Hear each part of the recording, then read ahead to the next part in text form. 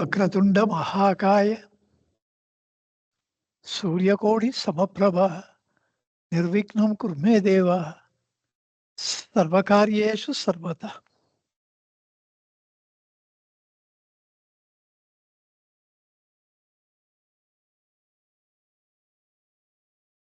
अन्नपूर्णे सदापूर्णे शंकर प्राणवल्लभे ज्ञानवैराग्य सिद्ध्यर्थं भिक्षां देहि च पार्वती.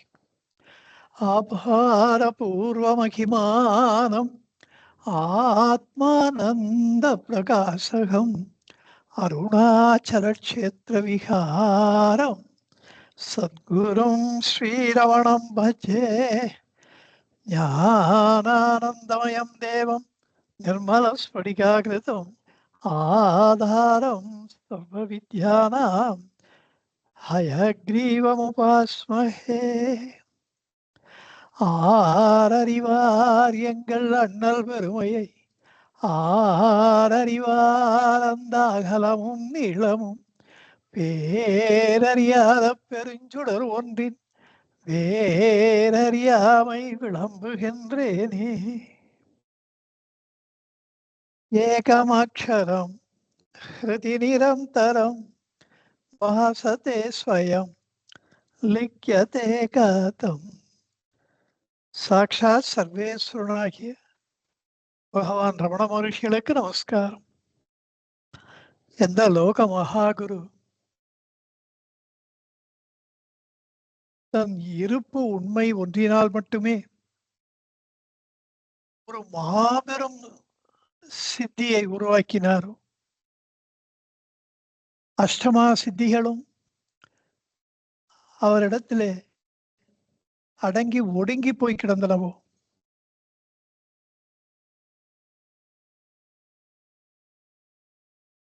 சித்திகள் அனைத்தும் இந்த அகந்தை மன கற்பனை நம் முன்னே விரிக்கின்ற கற்பனை தான். இந்த உண்மையை தேர்ந்தோர் மறுபடியும் தியங்குவாரோ, மறுபடியும் அந்த சித்திகளினாலே மயங்கி விடுவாரோ என்றும் இந்த உள்ளத 40 நூலிலே. மேலும் சித்திகளை செய்பவர் அந்த சித்திகளினாலே மற்றவர்களை மயக்குவது மட்டுமன்றி தானும் அதிலே மயங்கி போய் விடுகிறார்கள். அப்பொழுது எவரே அதிக அளவு அறியாமையை உடையவர் என்ற கேள்வியை தன் அடியவர்கள் ஒவ்வொருவர் உள்ளத்திலும் எந்த லோக மகாகுரு உருவாக்கினாரோ, விளைத்தாரோ, அதன் மூலமாக சித்திகளின் மீது அடியவர்களுக்கு இருக்கின்ற நாட்டத்தை குறைத்தாரோ, முழுமையாக வேறறுத்தாரோ, அப்படிப்பட்ட ஒரு பரிபூர்ண சீடராக, அப்படிப்பட்ட சித்திகளே இல்லாமல் ஒரு வாழ்க்கையை வாழ முடியும் என்று காட்டுகின்ற ஒரு சத் சீடராக ஒரு முருகராஜ் சுவாமிகளை பேரருள் செய்தாரோ, அந்த லோக மகாகுருவாம் பகவானுக்கு நமஸ்காரம். அவருடைய பாதார விந்தங்களிலே என்னுடைய ஹிருதயார விந்தத்தை என்றைக்கும் என்றென்றைக்கும் சமர்ப்பிக்கிறேன். இந்த உள்ளது 40 பெருநூலிலே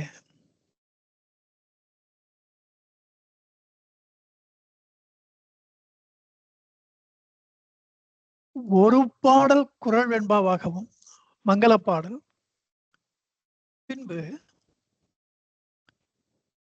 மீதி இந்த நூலின் கண் அமைந்துள்ள பாடல்கள் 40 வெண்பாவாகவும் அமைத்திருந்தார்.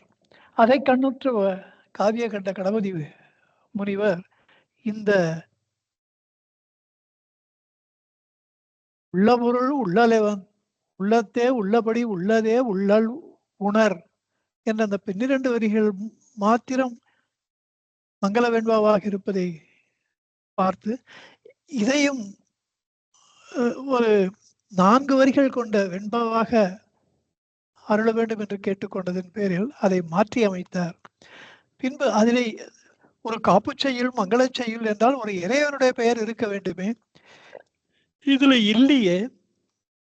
என்று அந்த 40 பாடல்களை பார்த்து கொண்டே வந்தவர் இந்த மரணபயம் மிக்கு உள அம்மக்கள் அரணாக மகேசன் சரணமே சார்பர் என்ற அந்த பாடலை கண்ணுற்றவுடன் இதுல மகேசன் என்ற தெய்வத்தின் பெயர் வந்திருக்கிறது. இதை நாம் மங்கள வெண்பாவாக வைத்துக் கொள்ளலாம். அந்த உள்ளது 40 முதல் பாடலாக இருந்து இருக்கட்டும் என்று ஆலோசனை கூறினார். பகவான் காவிய கண்ட கணவரின் முனிவருடைய வேண்டுகோளை நிறைவேற்றும் வகையிலே இந்த மரணபயம் மிக்க உள்ள என்ற பாடலையும் இரண்டாவது மங்கள வெண்பாவாக அமைத்து அந்த ஒரு பாடல் நூலில் குறையவே இந்த பாடல் இப்போது பாடல் 31 இதை ஏற்றினார்.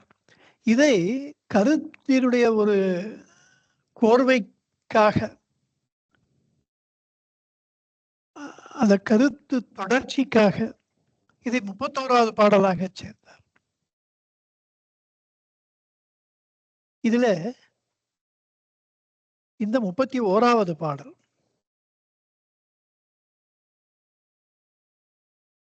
தன்னை அழித்தெழுந்த தன்மையானந்தருக்கு என்னை உளது ஒன்று ஏற்றுதற்கு தன்னையலால் அந்நியம் ஒன்று அறியா அவர் நிலைமை இன்னதென்று உன்னல் எவன்.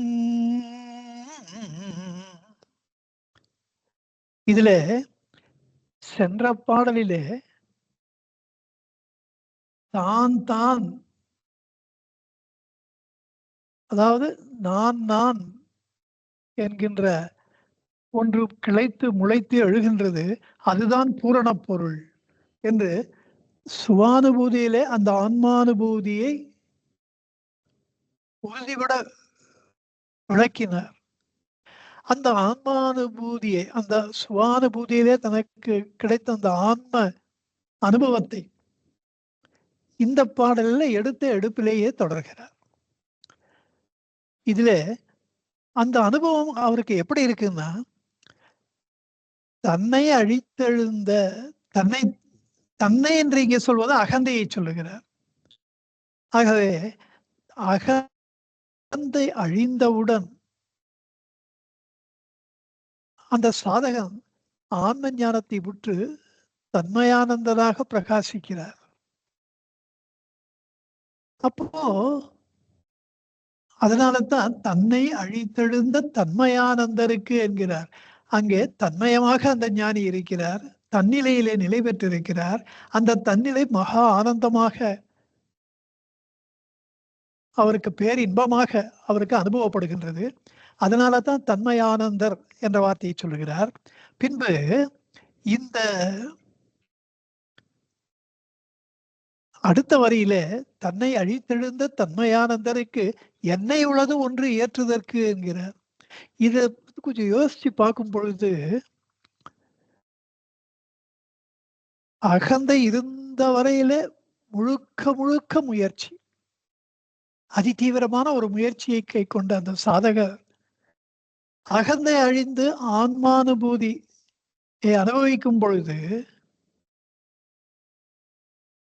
அப்புறம் அடுத்து என்ன செய்யணும் அந்த முயற்சி தொடர்கின்றது. அப்போ ஒரு பேர் உண்மை புலப்படுகின்றது, இனிமே செய்யறதுக்கு ஒண்ணும் இல்லைன்னு. முயற்சி செய்தே பழகிவிட்ட இந்த மனத்திற்கு அந்த மனமே இல்லாமல் போனவுடன் ஒரு செய்வதறியாத திகைக்கின்ற ஒரு இன்ப அதிர்ச்சி அந்த சாதகருக்கு ஏற்படுகின்றது. அந்த சாதகர்னு இப்ப சொல்ல முடியாத அந்த ஞானிக்கு ஏற்படுகின்றது. அப்படி ஏற்படுறதுனால அவர் அந்த ஆன்மானுபூதியிலே அந்த பேரின்பத்திலே திளைக்கிறார். இதைத்தான் உபதேச உந்தியார்ல 15வது பாடல சொல்றார். மனவுரு மாயமை மன்னும் மாயோகி தனக்கோர் செயலிலை உந்தி பர தன்னியல் சார்ந்தனன் உந்தி பர. இந்த மனவுரு மாய்ந்து போக, மெய் மன்னுதல்னா நெருங்குதல், அடைதல். மெய் என்றால் சத்தியம், சத்திய வஸ்து.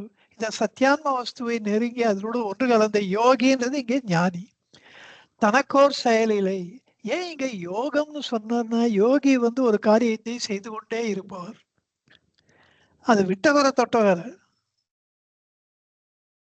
அந்த யோகின்னு சொல்லும் பொழுதே, அவர் ஏதோ ஒரு ஆக்ஷனால இருக்கா மாரி. அது எல்லாருக்கும் அது பொதுவா. இந்த ஞானின்னா அந்த எண்ணம் வர்றதில்ல. அதனால தான் இந்த யோகின்ற வார்த்தைய இந்த இடத்துல ரொம்ப ஆச்சரியப்படும் வகையில ஞானின்றத பத்தி யோகின்றார். யோகம் என்பதே பயிலப்படுவது. அந்த அர்த்தத்துல யோகி என்பது யோகத்தை பயிலுகின்றார். அதாவது ஆன்மானுபூதியை பயில்தல். சகஜமாகி விடுகின்றது அவருக்கு. அதனால இந்த வித்தியாசங்கள்லாம் ரொம்ப நுணுக்கமானவை, ரொம்ப ரொம்ப மென்மையானவை. ஞானி, யோகி இந்த இடத்துல 2ம் ஒண்ணுதான். ஏனென்றால், அடுத்த வரியிலேயே தனக்கு ஒரு செயல் இலை. வேற ஒண்ணும் பண்றதுக்கு ஒண்ணும் இல்ல. ஏனென்றால், அதுக்கு என்ன காரணம்? தன்னியல் சார்ந்தவன். தன்னிலையை அடைந்து விட்டார். அதுதான் இந்த சகஜ நிலைன்றது. அந்த சகஜான நிலையிலே, சகஜ நிஷ்டையிலே லயித்து போன ஞானியை பொதுவா என்ன சொல்லுவா? கிருதகிருத்தியன்னு சொல்லுவா. அதாவது எதை செய்ய வேண்டுமோ அதை செய்து முடித்தவர். இத குருவாச்சிக கோவில் அப்படியே சொல்றார். இந்த உபதேச உந்தியால நம்ம பார்த்து தனக்கோர் செயலிலை உந்தி பெற, தன்னியல் சார்ந்தனன் உந்தி பெற, இத குருவாச்சிக கோவை 949வது பாடல். இதுல பெற்ற அப்பேற்றின் மேற்பேறு வேறின்மையால் அந்த ஞானானுபூதியை அடைந்துவிட்ட அந்த மாபெரும் பேரு பாக்கியம் கிடைத்த பின்பு அதற்கு மிஞ்சிய ஒரு வேறு ஒன்றுமே இல்லாததினால் அற்ற அகங்கார சுகாதீதற்கு அகங்காரம் அற்றன்னு வச்சுக்கணும். அகங்காரம் பரிபூர்ணமாக நசித்து போன அந்த சுகாதீதர்ன்ற அதாவது முதல்ல அந்த சுகம் பெருக்கெடுத்து ஓடுகின்றது. பிறகு அது சகஜமாகி விடுகின்றது. அந்த பேரின்பத்திலே எப்போதும் திளைத்துக் கொண்டிருக்கிறார். அந்த அனுபவித்துக் கொண்டிருக்கிறார். அது பேலன்ஸ்டா அவரால உலக காரியங்களையும் பார்க்க முடியறது. அந்த சுகத்தையும் அனுபவித்துக் கொண்டே இருக்க முடிகின்றது. அதுக்கு முதல்ல அந்த சுகம் பெருக்கெடுத்து ஓடியபோது, இந்த கண்ணால பார்க்க முடியல, காதால கேட்க முடியல. அப்படி அந்த சுகம் ஆவிர்பவித்து முழுமையாக ஆக்கிரமித்துக் கொள்கின்றது. இந்த இடத்துல சுகாதீதர்ன்றார் இங்க. அந்த சுகம் பெருக்கெடுத்து ஓடிய எந்த மூலத்தானத்திலிருந்து அந்த ஆனந்தம் பெருகியதோ, அந்த மூலத்தானத்திலே மீண்டும் அடங்கி சமனமாகி விடுது. சகஜமாகி விடுது. அப்போ அந்த சுகாதீதற்கு, அந்த நிலையை அடைந்தவர்க்கு மற்றும் செயக்கடுவதில்லா திறத்தால், வேற அதுக்கு மேல ஒண்ணும் செய்யணுன்ற அவசியம் இல்லாததினாலே, அன்னோரே இயற்றி முடித்து ஈடேறியார். எதையெல்லாம் செய்ய வேண்டுமோ அதையெல்லாம் செய்து முடித்து ஈடேறி போனவர்கள். அப்படி சொல்றார். இந்த ஆன்ம எழுச்சி நிகழ்ந்தவுடன் அளவு கடந்த ஆனந்தம் இம்மிடியட்டா அனுபவிக்கப்படுகின்றது. அப்போது அது புத்தம் புதிது போல தோன்றுகின்றது. இதைத்தான் பொதுவா ஜீவன் முக்தி நிலை என்று. எந்த ஆதார வஸ்துவிலிருந்து அந்த பேரின்பம் எழுந்ததோ அதிலே மீண்டும் கட்டுக்கடங்காமல் எழுந்ததோ அது மீண்டும் அந்த ஆதார வஸ்துவிலே அடங்கி போகுது. அந்த நிலை ஏற்பட்டவுடன் அந்த சகஜான்ம நிலையை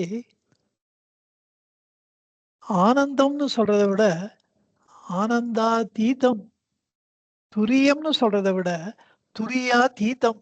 அதனால்தான் இந்த அதீதம்ன்ற அந்த வார்த்தைகள் அதனால்தான் வந்தது. இத தன்னிலை என்று தமிழ்ல, சகஜ நிஷ்டை, சகஜ நிலை சமஸ்கிருதத்துல, சகஜ ஸ்திதி, சகஜ சமாதி, இப்படி எப்படி வேணா இதை சொல்லிக்கலாம். எல்லாம் வார்த்தைகள் தான் வேற. அர்த்தம் அந்த பேரின்பம் மீண்டும் ஒடுங்கி சகஜமாக இருக்கின்ற நிலை. இந்த நிலையை அடைந்தவரை தான் அவர் தன்மயானந்தர் என்று சொல்லுவார்கள். அதனால தான் இந்த பாடல்ல தன்மயானந்தர் என்கிறார். இதை விதேக முக்தி நிலைன்னு சொல்லப்படுவது. தேகத்துக்கு அப்பாற்பட்ட தேகாதீதமாக இருக்கின்ற நிலை. இந்த பேர் உணர்வை அனுபவிப்பதற்கு இந்த உடல் தேவையில்லை. அது விதேக நிலை. அது உடல் இருக்கும் போதேவும் விதேகராக இருக்க முடியும். விதேகம்னா உடலை விட்டுறதுன்னு பொதுவா பேரு அர்த்தம். இந்த இடத்துல உடலோடு ஒரு ஞானி வாழ்ந்து கொண்டிருக்கிறார் என்றால் பகவானே இதெல்லாம் மானுமெண்டல் எக்ஸாம்பிள் பகவான் தான். அப்படி இருக்கும்போது பகவான் விதேக முக்தர் தான் சொல்லணும். ஏன் ஜீவன் முக்தி நிலை அதற்கு முன்னால் இருப்பதாக சொல்லப்படுகிறது என்றால் அந்த ஜீவன் முக்தி நிலையிலே புத்தம் புதிது போல இந்த ஆன்ம பேரின்பம் கட்டுக்கிடங்காமல் பெருக்கெடுத்து ஓடுவதனாலே அது அனுபவிக்கப்படுகிறது. ஆன்ம ஞானத்தை நான் அடைந்து விட்டேன் என்று அந்த சாதகனுக்கு காட்டிக் கொடுக்கின்ற நிலை ஜீவன் முக்தி நிலை. அதோட நின்று போயிடாது, போகாது. அது நிலைக்கும் பொழுது வந்து வந்து போகின்ற நிலை அல்ல. அது தோன்றி மறையாது ஒளிரும் புன்றமாம் அக்தே பொருள். அப்படி நிலைத்த ஒரு நிலையை அதை அடையும் பொழுது அதுதான் முடிந்த முடிவான நிலை என்று தெரிகின்றது. இதை குறிக்கின்ற ஒரு குருவாச்சக கோவை பாடல் 946. துய்த்தலுளவும் சென்னி தூக்க விடாத முதலை உய்த்து கொண்டு உள்ள மீதுதலால் சுத்த சுகாதீதமான்மஸ்வரூபமாம் ஆன்மா சுகஸ்வரூபம் என்று உரைத்தல் சூது. துய்த்தல் உளவும், துய்த்தல்னா அனுபவித்தல். அனுபவிக்கும் பொழுது சென்னினா தலை, தூக்க விடாத தலையே தூக்க விடாம அந்த ஆன்மா அதனுடைய ஆனந்தத்திலே முழுவதுமாக அந்த சாதகரை அழுத்தி விடுவதினாலே அதுவே முடிந்த முடிவான நிலை அல்ல. சுத்த சுகாதீதம் ஆன்மஸ்வரூபமலால் அதையும் தாண்டி அந்த சுகாதீத நிலைக்கு ஒரு சாதகம் போக முடிவதினாலே அப்படிப்பட்ட ஒரு நிலை இருக்குன்னு தெரிகிறது. இது பகவானுடைய அனுபவமாக இருப்பதினாலே பகவான் சுவானுபூதியிலே இதை சொல்லுகின்றார். அந்த ஆன்மாவை சுகஸ்வரூபம் என்று உரைத்தல் சூது. அதை வெறும் ஆனந்த நிலைன்னு சொல்றது, அதோட நிறுத்திக்கிறது அவ்வளவு சரியா இருக்காது. இப்படி யாரா சொல்லியிருக்காளோ தெரியல. இப்போ இன்னொரு பாடல் இருக்கு. அடுத்த பாடல 947 பார்த்தேன். அதுல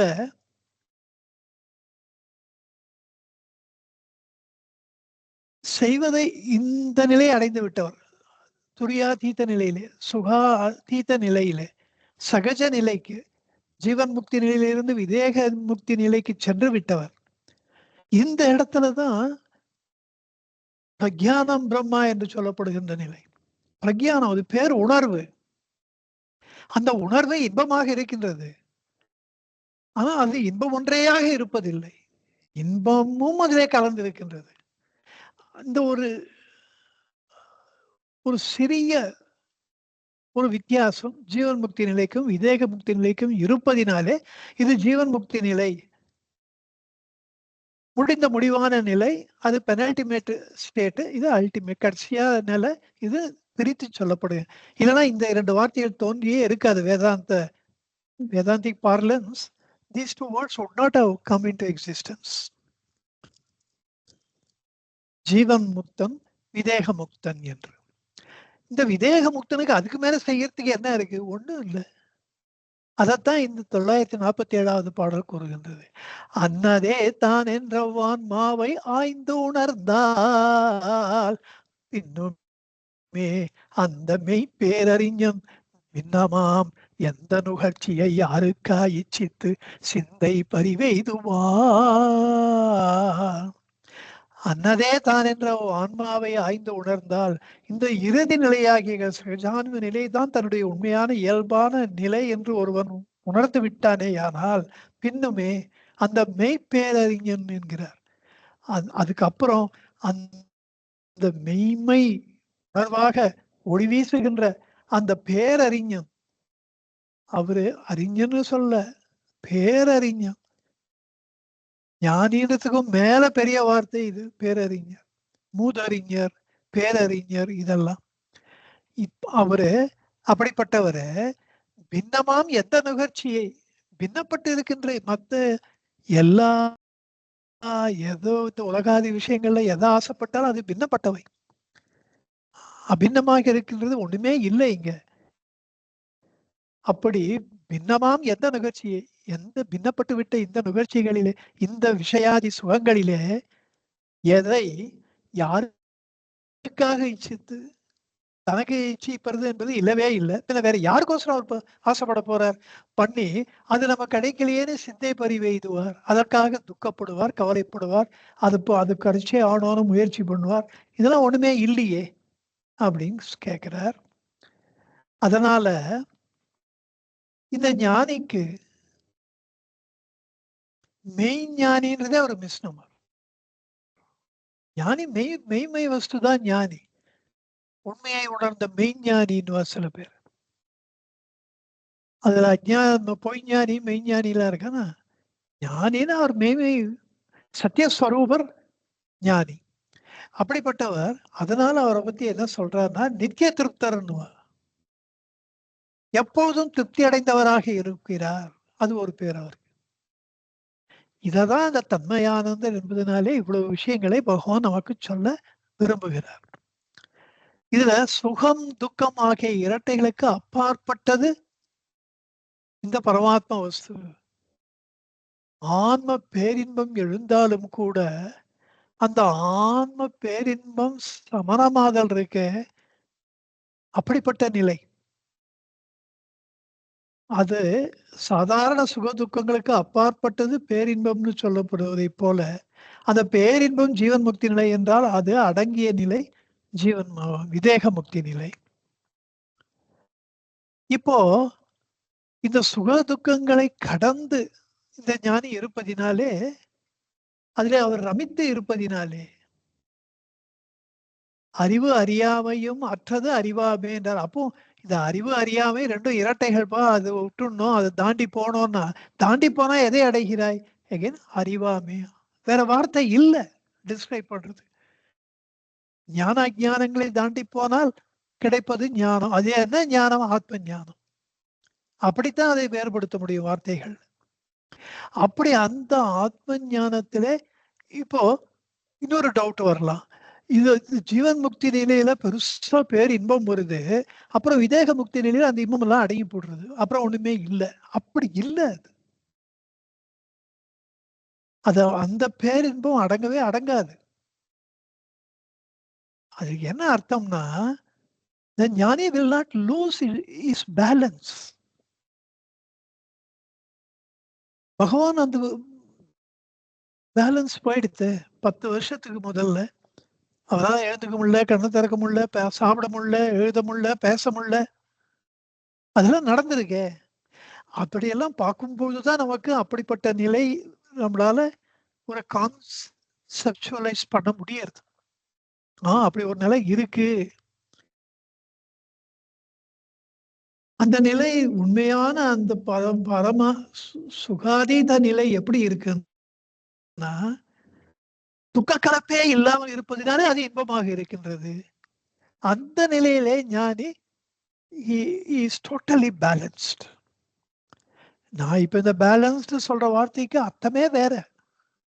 லோகாயத்தமான இதுல பேலன்ஸ்டா ஒருத்தர் இருக்காருப்பான்னு சொல்றது, அதெல்லாம் தாண்டிய ஒரு பேலன்ஸ்டு. வேற வார்த்தைகள் இல்லை சொல்றது. நம்ம புரிஞ்சுக்கணும். we should be able to, இதெல்லாம் கடவுளை உணரத்தான் முடியும் அப்படின்ற மாதிரி விஷயம். சில விஷயங்கள்லாம் நாம் மாம்பழம் எப்படி எவ்வளவு ஸ்வீட்டா இருக்குன்னு பேசியா புரிய வைக்க முடியும். மாம்பழத்தை சுவைச்சவாளுக்கு தான் அந்த சுவை தெரியும். பலாப்பழ சுவை வேறாக இருக்குன்னு அதை சுவைச்சவாளுக்கு தான் அது தெரியும். ஜீவன் முக்தரா இருக்கப்பட்டவர் விதேக முக்தராக ஆகும் பொழுதுதான் இந்த ரெண்டுத்துக்கு இருக்கிற வித்தியாசம் தெரியும். இதெல்லாம் முழுமையாக பகவான் அனுபவித்தார். பகவானுக்கு ஆன்ம சாம்ராஜ்யத்திலே மூடப்பட்ட கதவுகள் என்று ஒன்றுமே கிடையாது. அது எல்லா நிலைகளையும் அனுபவிச்சார். அக்ஷர மாலையில வீடு விட்டு ஈர்த்து உள வீடு புக்கு உன்னுடைய வீடு பைய பைய காட்டினாய். மெல்ல மெல்ல எனக்கு ஒரு பெரிய ஆத்ம சாம்ராஜ்யத்தை காட்டி கொடுத்தாய் அக்ஷர மாலையில. பைய வீடு காட்டினை அருணாச்சலா. அப்படி இந்த சுக துக்க கலப்பில்லாத இந்த சுகத்துல மோஸ்ட் பேலன்ஸ்டா இருக்கும்படியான ஒரு இந்த நிலையில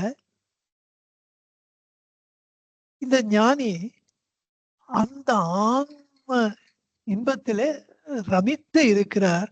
அதனால அது ஆத்மாராமன் சொல்லப்படுகிறார். ஆத்மாராமன்றது ஒரு பேர் ஞானிக்கு. அது இதனால தான் கிடைச்சது.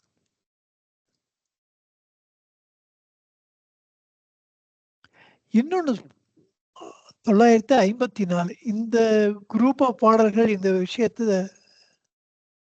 முழுமையா வெளிக்கொண்டு வர்றது. நான் 1-2 உதாரணத்துக்கு சொல்றேன். இதுல சொல்ற சதா இப்ப ஆத்மாராமனாக இருக்கப்பட்டவர் ஏதோ அது ஒரு தியரட்டிக்கலா இல்ல. அது அந்த அந்த இன்பம் அவருடைய முகத்திலே வெளிப்படுகின்றது. உவகையோர் ஒருவன் தனக்கு உள்ளே இருக்கின்ற ஆன்ம உவகைன்னு இன்பம், சந்தோஷம்,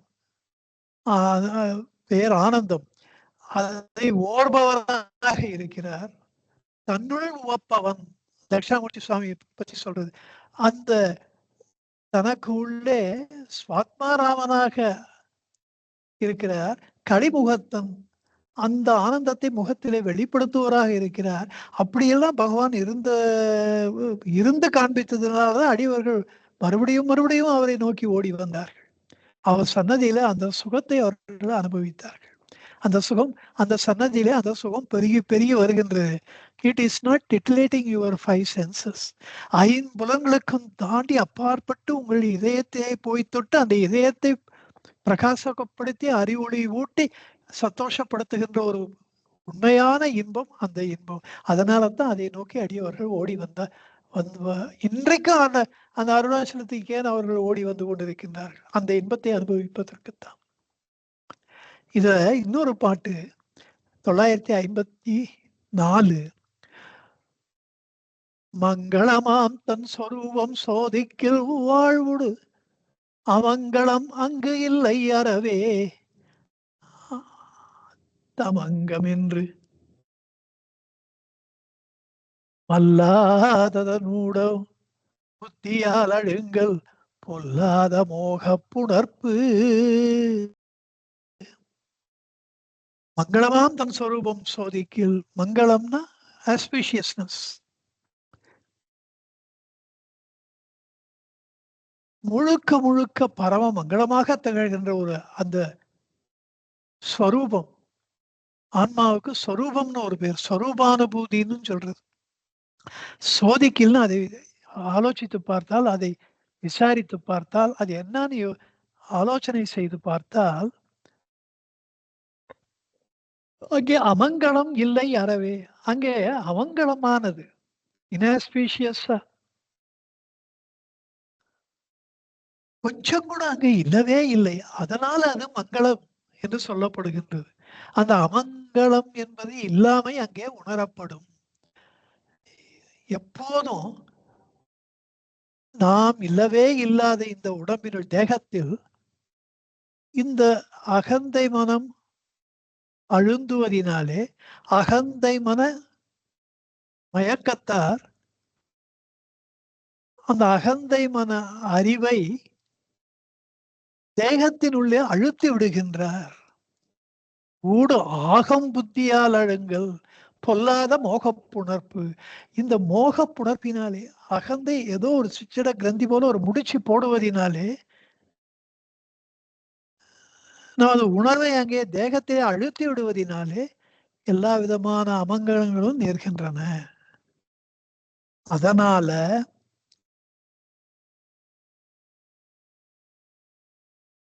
அதுக்கு என்ன ரெமெடி? அதற்கு உண்டான மருந்து, தீர்வு ஞானிகிட்டயே இருக்கு. ஏன்னா அவர் தனக்கு அந்நியமா எதையும் பார்க்கிறதே இல்ல.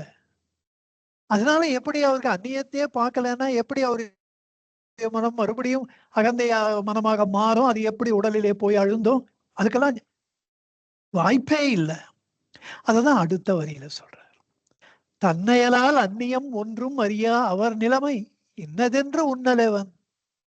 தனக்கு அந்நியமா ஒண்ணுமே இல்ல அப்படின்றது அவருக்கு ஒண்ணுமே தெரியாத நிலையில இருக்கு. அவருக்கு அந்நியமாக ஒண்ணு இருக்குன்றது அவர்கள் பார்வையில உலகம் இல்லை. அவர்களுக்கு அந்நியமாக ஒன்றுமே இல்லை. அப்படி இருக்கிறவருடைய நிலைமைய அஞ்ஞானத்திலே இருக்கின்ற நாம் எப்படி உணர முடியும்? அவருடைய அவர் தன்மை இன்னதென்று உன்னலவன். நம்ம எப்படி அவரை ஜட்ஜ் பண்ண முடியும்? மதியினால் பதியை மதித்திடுதல் எங்கண் மதி. அதுதான் அதுக்கு அர்த்தம். தன்னையலால் அந்நியம் ஒன்றும் அறியா அவர் நிலைமை இன்னது என்று உன்னல் எண்ணுவது. உண்ணுதல்னா எண்ணுதல். எவன் எப்படி முடியும் அது? அப்படி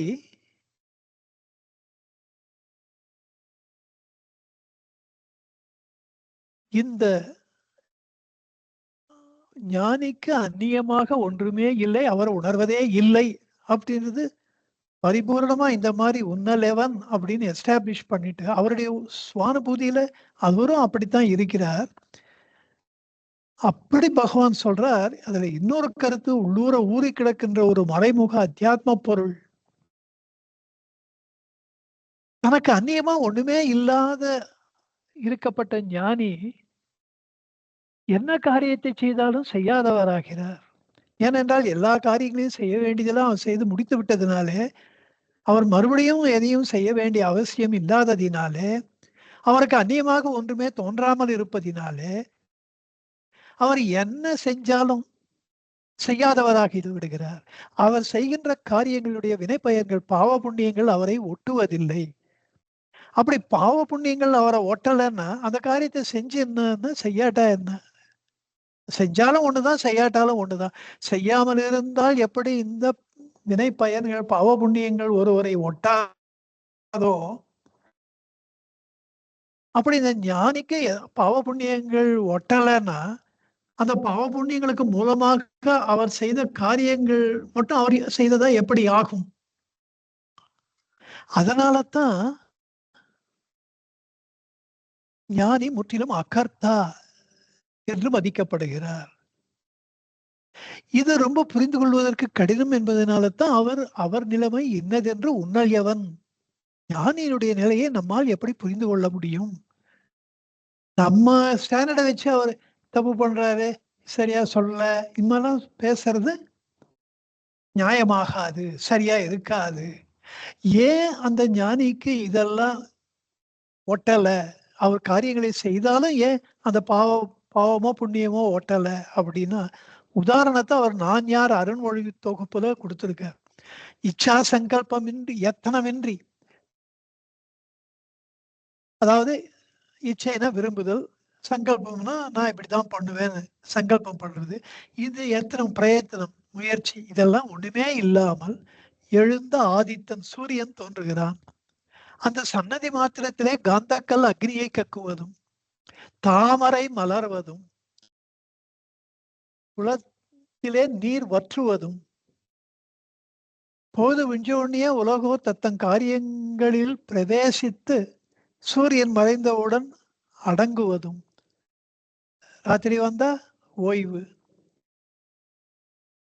பகல் வேளையில தீவிரமான செயல்பாடுகள் இப்படி இருப்பதும் காந்தத்தின் முன் ஊசி அதை நோக்கி ஓடி சேஷ்டிப்பதும்.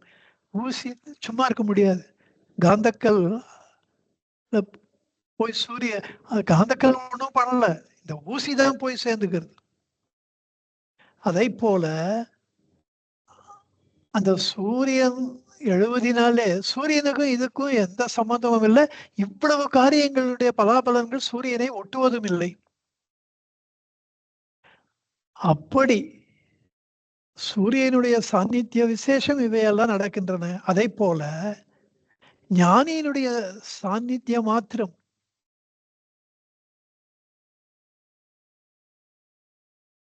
அவருடைய ஐம்புலன்கள் செயல்படுகின்றன. அந்த ஐம்புலன்கள் கர்மேந்திரியங்கள் ஞானேந்திரியங்கள்லாம் செயல்பட்டாலும் அதனுடைய செயல்பாடுகள் அவர் ஆத்மஸ்வரூபமாகவே இருப்பதினால அந்த ஆத்மாவை அந்த ஆன்ம சூரியனை ஒட்டுவதில்லை. அவர்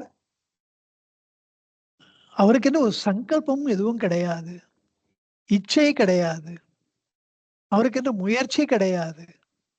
இதெல்லாம் தான் நித்திய திருப்தர் அகர்த்தா எல்லாம் இதனால்தான் சொல்லப்பட்டது. அதனால தான் இந்த லோக கர்மங்கள் காரியங்கள் எப்படி சூரியனை எட்டாமல் இருக்கின்றதோ அதே போல ஞானி செயல்படுகின்ற செயல்பாடுகளுடைய பலாபலன்கள் அந்த ஞானியை ஒட்டுவதில்லை, அவரை எட்டுவதில்லை. சூரியனுக்கென்று தனக்கென்று ஒரு விருப்பமோ சங்கல்பமோ ஒன்றும் கிடையாது. அதே போல ஞானிக்கும் எந்த விதமான இச்சையும் இல்லை, சங்கல்பமும் இல்லை. ஆகவே மிகச்சரியாக ஒரு ஞானி அகர்த்தா என்று வர்ணிக்கப்படுகிறார். இது இன்னொரு விஷயமா இருக்கு. அவர் தனக்கென்று ஒரு விருப்பு வெறுப்பு இல்லாமல் இருப்பதினாலே அவர் செய்கின்ற காரியங்கள் எல்லாம் முழுக்க முழுக்க தரம் வாய்ந்தவையாக இருக்கும். அவருக்கு இவன் வேண்டியவன் கிடையாது, இவர் வேண்டாதவர்னு கிடையாது. அவர் அந்த காரியத்தை செய்யும் பொழுது அந்த காரியத்திற்காகவே அவர் செய்வார். HV சார் கூட ஒரு வாட்டி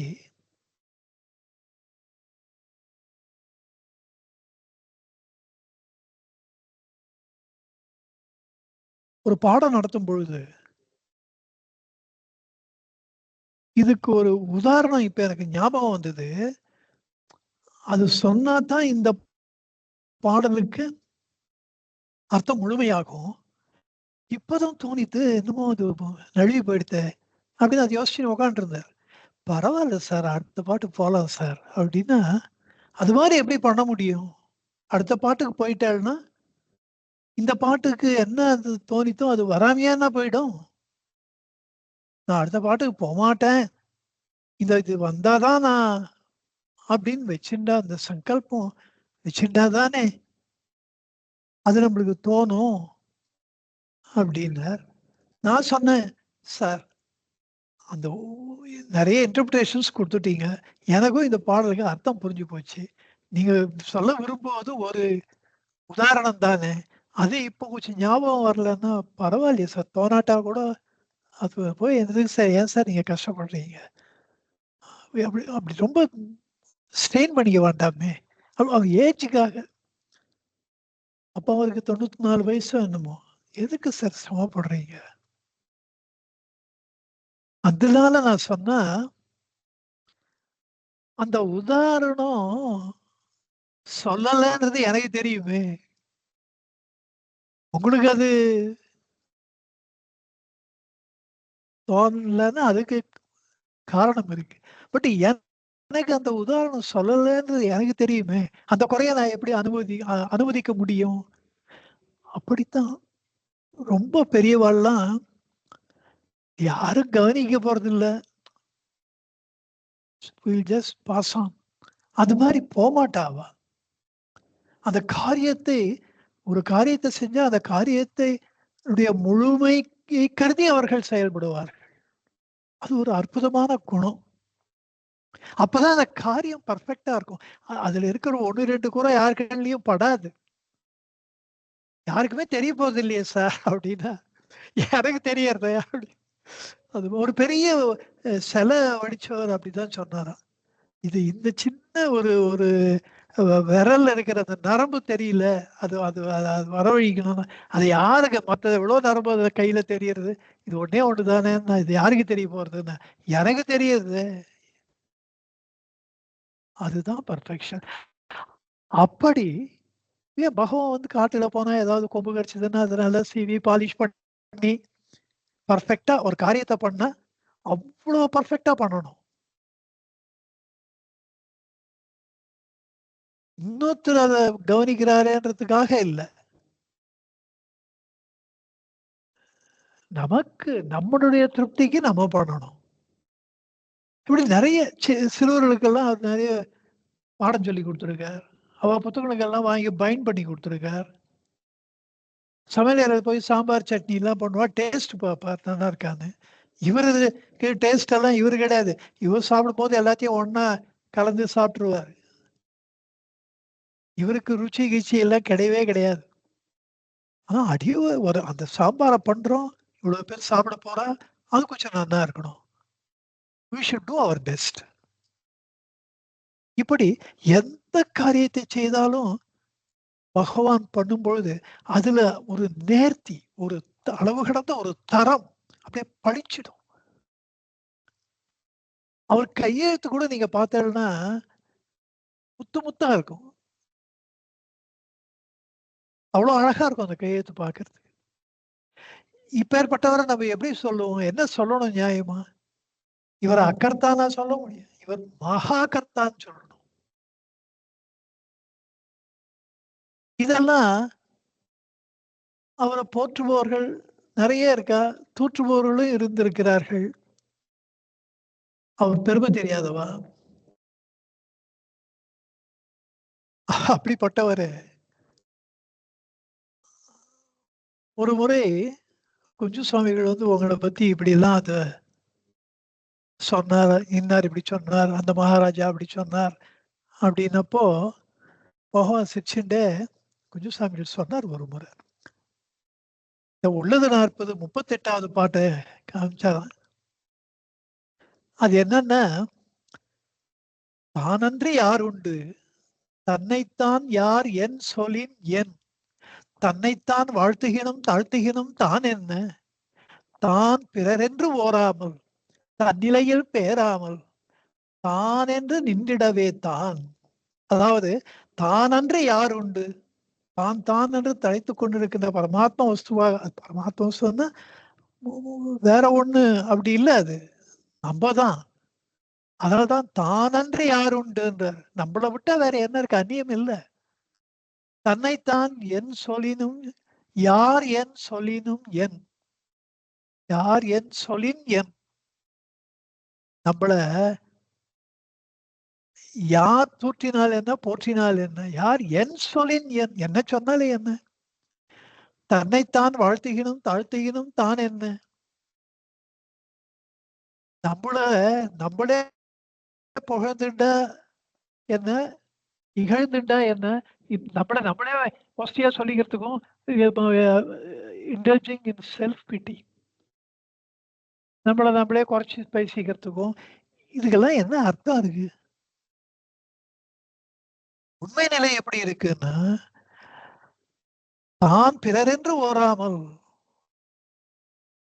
அந்நியங்கள் ஒன்று இருக்கின்றன என்பதையே அறியாமல், தன்னிலையில் பேராமல், தன்னிலை என்று சொல்லப்படுகிறது சகஜ ஸ்திதியிலே, சகஜான்ம நிஷ்டையிலே, அந்த விதேக முக்தி நிலையிலே அப்படியே பேராமல் நிலைத்து விட்டால், தான் என்று நின்றிடவே தான், தான் தான் என்று தழைக்கும்படியான அந்த உள்ள பொருளாக நாம் நிலைத்து நிற்றல் தான் நிலைத்தல். நின்றிடவே நிலைத்து விடவே தான் மத்த வாழ்த்தினா என்ன, தாழ்த்தினா என்ன.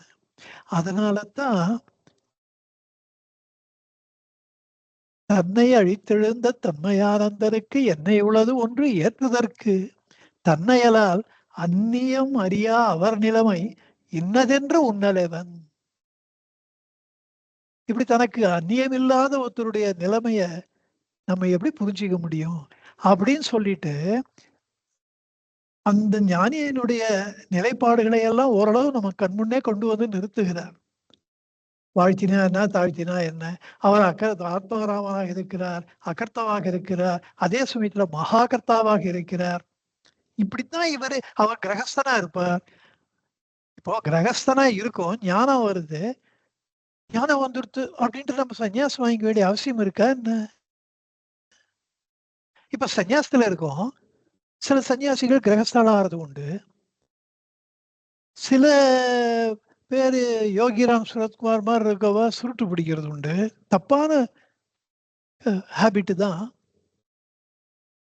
பூண்டி சாமியார் அவரு பீடி கொண்டு போய் கொடுப்பா அவருக்கு பிரசாதம். All these things has got nothing to do with our ஞானா.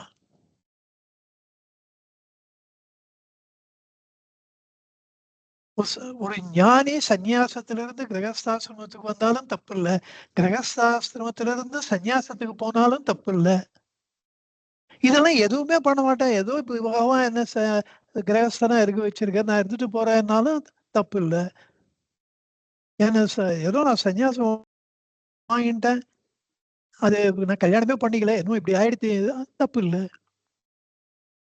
இப்படி இந்த ஞானியை எவ்வாறு எடை போட முடியும்? இன்னதென்று உன்னல் எவன் அப்படி. அதனால்தான் அந்த கேள்வியை கேட்கிறார். இந்த இடத்துல நான் ஒன்று தானத்து நான் என்பொன்றது தானாக தோன்றுமே உந்தி பெற தானது போன்றமா முந்தி பெற. அந்த ஞானம் பூரணமாகிவிட்ட அந்த பூர்ண பொருள் நமது உள்ளத்துல வந்து விட்டால் எல்லா விதமான கன்சிடரேஷன்ஸும் அடிபட்டு போகும். அந்த ஞானி வச்சதுதான் சட்டம் அப்படின்னு சொல்றார். அவர் சொல்றது தப்பு ரைட்டுன்றது அஜ்ஞானிகளுக்கு புரியாதுன்னு சொல்லி உன்னால் எவன்னே கேட்டுடுறார். அது எப்படி நீங்க அந்த மாதிரிலாம் கேட்கலான்ற? ஸ்ரீகிருஷ்ணருக்கு அப்படி நிறைய ஆச்சு. சகல போகத்துல இருக்கிறவரு மாபெரும் ஞானியா தான் இருக்க. உத்தரனுடைய கர்ப்பத்தை காப்பாற்றணும், பிரம்மாஸ்திரத்திலேருந்து அந்த அஸ்வத்தாமுடைய அஸ்திரத்திலேருந்து காப்பாற்றணும்னா வியாசர் விட பெரிய துறவி உண்டா? அவரு தயங்குறாரு, இவருன்னா கையை வச்சு காப்பாத்துறாரு ஸ்ரீகிருஷ்ணன். 16,000 அரச குமாரிகளை மணந்து. அதனால ஞானின்றது அது தனி ஸ்டேட்டஸ், யூ கான் ஜட்ஜ். இனி அடுத்த பாடல், இந்த பாடல் இது கூட ஒத்து வர்றதுனால இப்பவே சொல்லிடுறேன். பாடல் 32. அது நீ என்று அம்மறைகள் ஆர்த்திடவும் தன்னை ஏது அது என்று தான் தேர்ந்திராது அது நான் இது அன்று என்று எண்ணல் உரன் இன்மையினால் என்றும் அதுவே தானாய் அமர்வதா. இங்கே என்றும் அதுவே தானாய் அமர்வதால், இதுதான் அந்நியம் ஒன்றும் அறியா அவர் நிலைமை இன்னதென்று உன்னலவன். இந்த கருத்து தொடர்ச்சி உங்களுக்கு இப்பவே தெரியணுன்றதுக்காக சொல்றேன். அதனுடைய மறுபக்கம் தான் இது. என்றும் அதுவே தானாய் அமர்வதால் அந்த ஆன்மா அனுபவத்தை மேலும் விவரிக்கிறார் இந்த பாட்டில், விரித்து உரைக்கிறார். இந்த பாடலுக்கு இந்த இது சொல்வாள் உயிரூட்டும் சொற்றொடர் இந்த என்றும் அதுவே தானாய் அமர்வதால் அந்த நிலைமை போய் ரீச் பண்ணியாச்சுன்றார் பகவான். விதேக முக்தி நிலையை போய் சேர்ந்தாய் விட்டது. இந்த தான் தான் என்று பிரகாசிப்பதினால் என்பதனாலே சகஜான நிலையைத்தான் குறிப்பிடுகிறார். அவ்வாறு நித்திய நிரந்தர இந்த தன்மையானந்த வஸ்து ஞானியின் நிலையை தெள்ள தெளிவாக எடுத்து காட்டுகின்றது என்றார். என்றும் அதுவே தானாய் அமர்வதால். இப்போ இந்த பகவான் குறிப்பிடுகின்ற அந்த தன்னிலை நம்ம உள்ள இருக்குன்னா அது எது என்று நாம் தேர வேண்டுமா வேண்டாமா? அதை அறிந்து கொள்ள வேண்டும் என்ற ஆசை பிறக்க வேண்டுமா இல்லையா? அதத்தான் முதல் 2 வரியில சொல்றார். அது நீ என்று மறைகள் ஆர்த்திடவும். நான் சொல்றது இருக்கட்டும், வேதங்கள் சொல்றது என்ன சொல்றது? பிரக்ஞானம் பிரம்மா, the consciousness is பிரம்மம், பேர் உணர்வே பிரம்மம். ஐத்திரேய உபனிஷத் ரிக்வேதத்துல. 2வது தத்துவம் அசி, யூ ஆர் தட், நீ அதுவாக இருக்கிறாய். சாண்டுக்யோபனிஷத் சாமவேதத்துல. 3வது அகம் பிரம்மாஸ்மி, நான் பிரம்மமாக இருக்கிறேன். பிருகதாரண்ய உபனிஷத் யஜுர்வேதத்துல. அயம் ஆத்மா பிரம்மா, இந்த little self is verily this little self is பிரம்மம். இந்த ஜீவான்மா பரமாத்மாவே மாண்டுக்யோபனிஷத் அதர்வண வேதம். இப்படி 4 வேதங்கள்ல இந்த 4 மகா வாக்கியங்கள் தேர்ந்தெடுக்கப்பட்டு எவ்வளவோ ஆத்ம சாதனைகளுக்கு வழிகாட்டி கொண்டிருக்கின்றன. இந்த மகா வாக்கியங்களை சிரவண மனன நிதித்தியாசம் இதெல்லாம் முன்னாடியே பார்த்துட்டோம். அப்படி பண்ணா நிச்சயமா அவை ஆன்ம வஸ்துவிலே கொண்டு போய் சேர்த்து விடும். இந்த பிரம்மமே நான் என்று சதா காலமும் தியானம் செய்வது அந்த இடத்திலே கொண்டு போய் சேர்க்கும். ஆனா முன்ன சொன்ன மாதிரி அதுக்கு ரொம்ப வெகு காலம் பிடிக்கும். அதை விட இந்த நான் யார் என்ற விசார மார்க்கம் நேர் மார்க்கம் அப்படின்னு பகவான் உபதேச உந்தியார்ல சொல்றார்.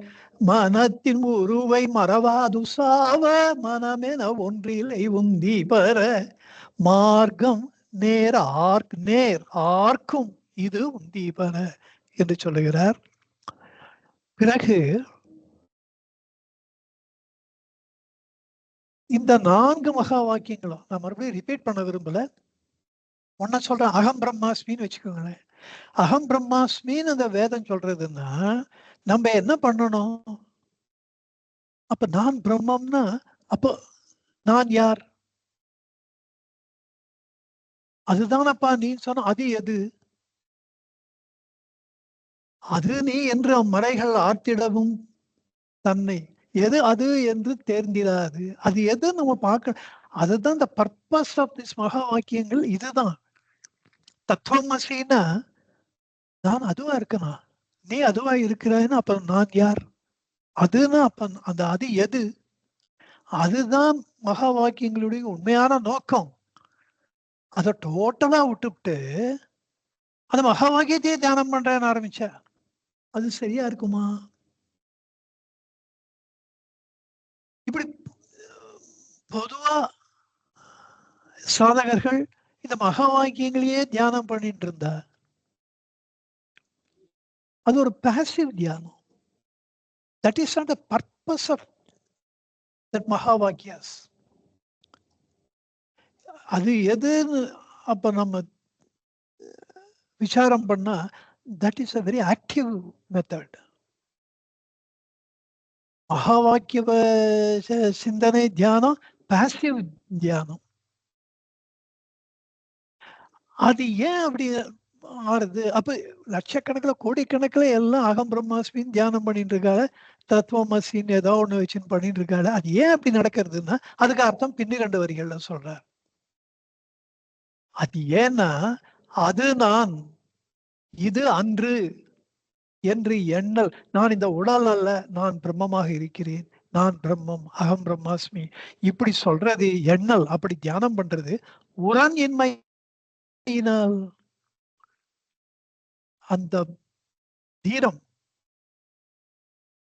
ஒரு சாதகனாக இருப்பவனுக்கு இருக்க வேண்டிய அந்த துணிவு அது இல்லாதனாலதான்.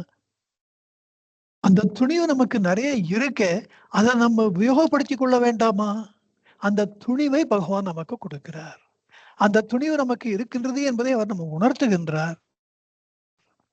அப்படி அந்த தைரியத்தை கொடுத்து இது நம்மால் இயன்ற காரியம் என்கிறார். அந்த நம்பிக்கையை எப்படி நமக்கு கொடுக்கிறார்?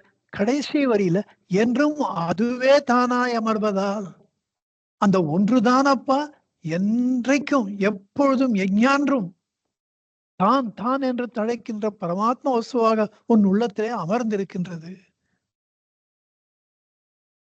அதை போய் நீ அடைவது என்பது சர்வ நிச்சயமாக உன்னால் முடிந்த காரியம்.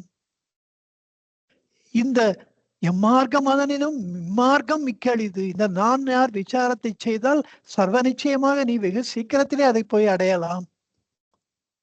இத விசார சங்கிரகத்துல பகவான் நமக்கு இங்கு இந்த பாடல்ல மட்டும் இல்லை, என்றும் அதுவே தானாய் அமர்வதால் என்ற அதனுடைய முழு அர்த்தத்தை விரிவாக்கத்தை விசார சங்கிரகத்தை கடைசி இதுல சொல்லி அது விசார சங்கிரகத்தை அவர் நிறைவு செய்கிறார். எப்படின்னா சாத்வீக ஆகாரம் உட்கொண்டு திட முயற்சியுடன் முன்னால் திட முயற்சி செய்வது என்பது முடியும்.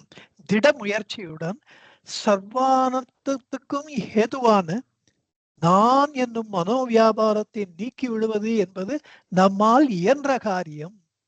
இது நம்மால் முடியக்கூடியது.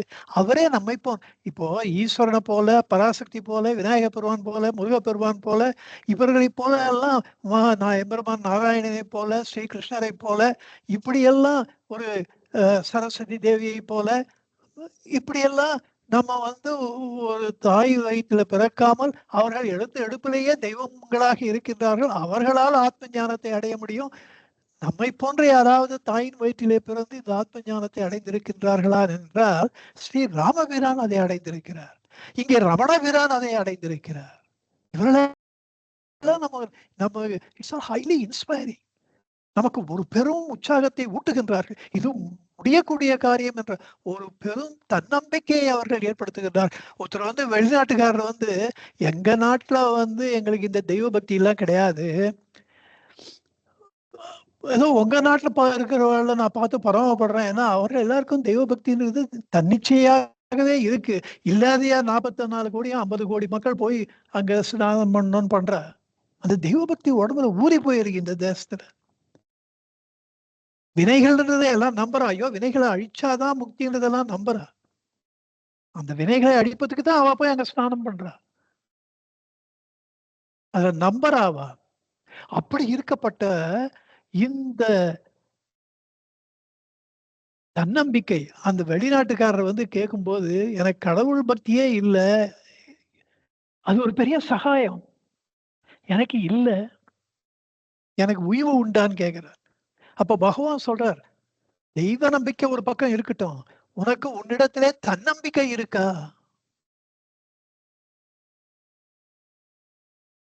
அது திடுக்கிட்டு போகிறார் கேள்வி கேட்டவர். இப்படி புரட்சிகரமா சொல்றாரே பகவான்.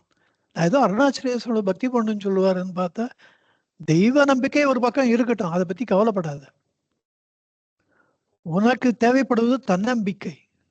உன்னால் முடியும் என்ற நம்பிக்கையை நீ பெற வேண்டும். அது உன்னால் சர்வ நிச்சயமாக முடியும். அததான் சொல்றார், நம்மால் இயன்ற காரியம். நான் என்னும் மனோ வியாபாரத்தை நீக்கி விடுவது என்பது நம்மால் இயன்ற காரியம். நான் என்பதை அன்றி நினைப்பும், நினைப்பை அன்றி இந்த பிரமையும் உண்டாகுமோ? ஆதலின் ஆன்ம தியானம், இங்க நானார் விசாரத்தை சொல்றார்.